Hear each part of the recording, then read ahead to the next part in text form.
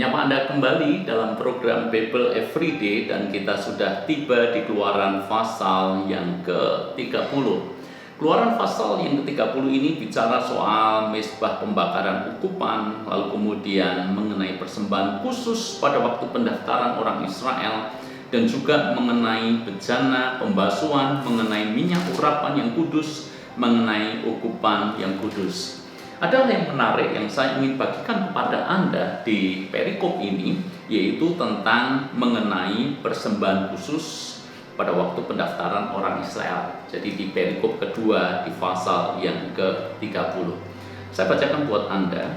Tuhan berfirman kepada Musa, apabila engkau menghitung jumlah orang Israel pada waktu mereka didaftarkan, maka haruslah mereka masing-masing mempersembahkan kepada Tuhan uang pendamaian karena nyawanya. Jadi kita mengenal di Bait Allah itu ternyata ada yang disebut dengan uang pendamaian. Kalau dalam bahasa lain inilah yang disebut bea Bait Allah. Kalau dalam zaman perjanjian baru, karena budaya atau ketetapan ini kan dilakukan terus-menerus. Sampai pada zaman Tuhan Yesus, bea Bait Allah ini masih berlaku atau ditetapkan oleh imam bagi siapa saja yang mau masuk ke Bait Allah.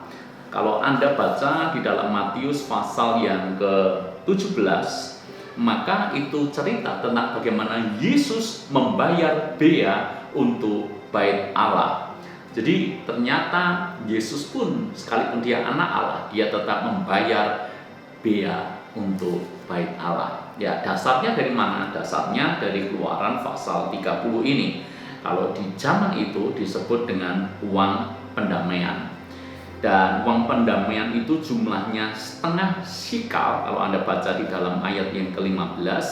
Lalu kemudian diperuntukkan pada orang laki-laki yang sudah dewasa, yaitu umur 20 tahun ke atas. Seperti itu mekanisme pengambilan, pemungutan bea Bait Allah atau uang pendamaian. Yang memerintahkan siapa? Tuhan sendiri. Tujuannya apa? Ini yang penting. Banyak orang itu hanya melihat kenapa Tuhan kok sampai memerintahkan harus dipungut setengah sikal dari orang-orang yang mau masuk ke Bait Allah. Jadi fokusnya kepada kenapa dipungutnya, tapi tidak melihat tujuan Allah itu untuk apa. Dan tujuan Allah kita temukan di ayat yang ke-16. Dan haruslah engkau memungut uang pendamaian itu dari orang Israel dan menggunakannya untuk ibadah dalam kemah pertemuan. Jadi Tuhan memerintahkan untuk dipungut setengah sikal dari setiap orang yang mau masuk ke Bait Allah. Tujuannya supaya ibadah dalam kemah pertemuan terus berlangsung untuk penyelenggaraan ibadah. Jadi Ibu Bapak Saudara semuanya, kita mengerti sekarang tujuan Allah itu bukan untuk menggemukkan imam tentunya. Tujuan Allah bukan untuk kepentingan orang-orang Lewi.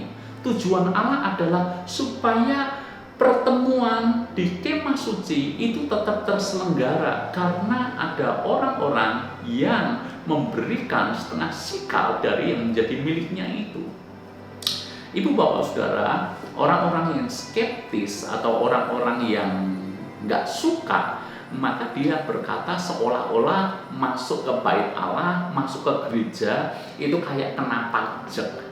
Dan siapa petugas pajaknya? Mereka orang skeptis akan berkata, ya pendetanya. Jadi seolah-olah pendetanya tukang pajak yang mengambil uang jemaat, yang memeras uang jemaat, yang memanipulasi sedemikian rupa sehingga jemaat suka tidak suka harus membayar tertentu kepada gereja.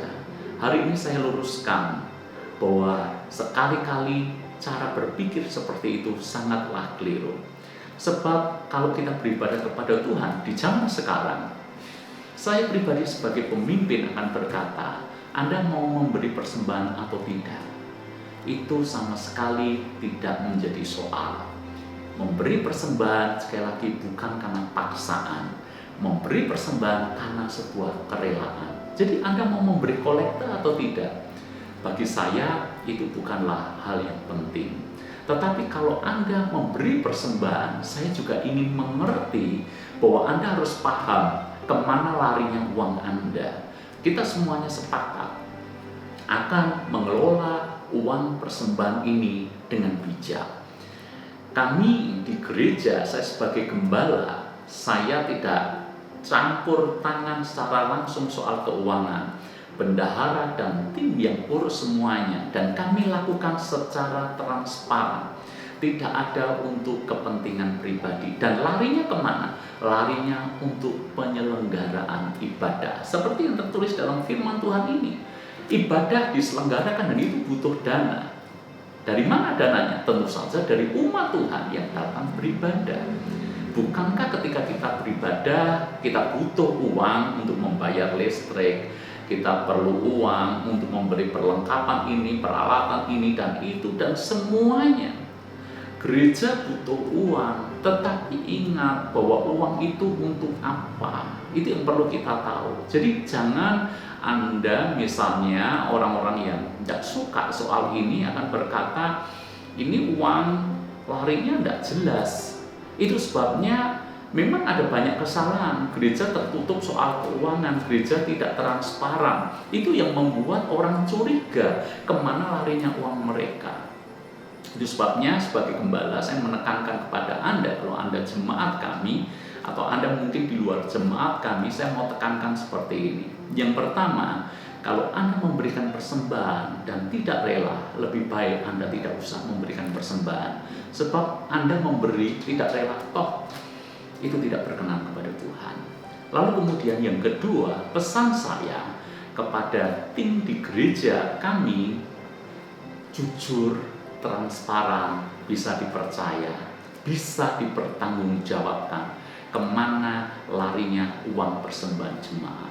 Kami pasti akan kembalikan untuk penyelenggaraan ibadah. Kami juga akan alokasikan untuk hal-hal sosial, untuk hal-hal yang Tuhan gerakkan kita untuk lakukan. Dan yang berikutnya yang saya mau sampaikan kepada saudara semuanya, sebagai pemimpin khususnya, jadilah bijak soal ini.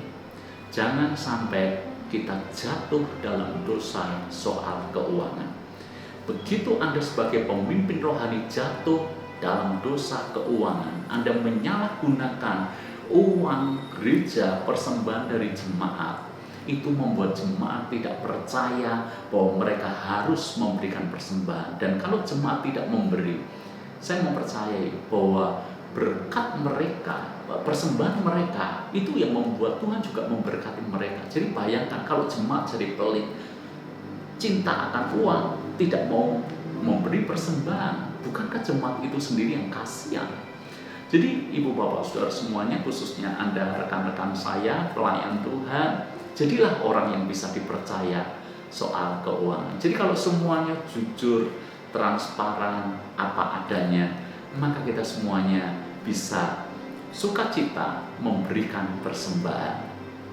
Para imam, pelayan Tuhan, bahkan pendeta, saya ingin mengatakan kepada Anda, memberi persembahan itu bukan hanya kita sampaikan kepada jemaat, dimulai dari kita lebih dulu. Kitalah orang yang harus pertama kali digerakkan hatinya untuk memberikan persembahan. Ingat baik-baik, kita tidak mengambil dari mereka, tapi justru kita bersama-sama dengan mereka memberikan persembahan untuk pekerjaan Tuhan. Dan tujuannya tidak ada lain kecuali kerajaan Allah di muka bumi semakin dilebarkan. Tuhan memberkati kita.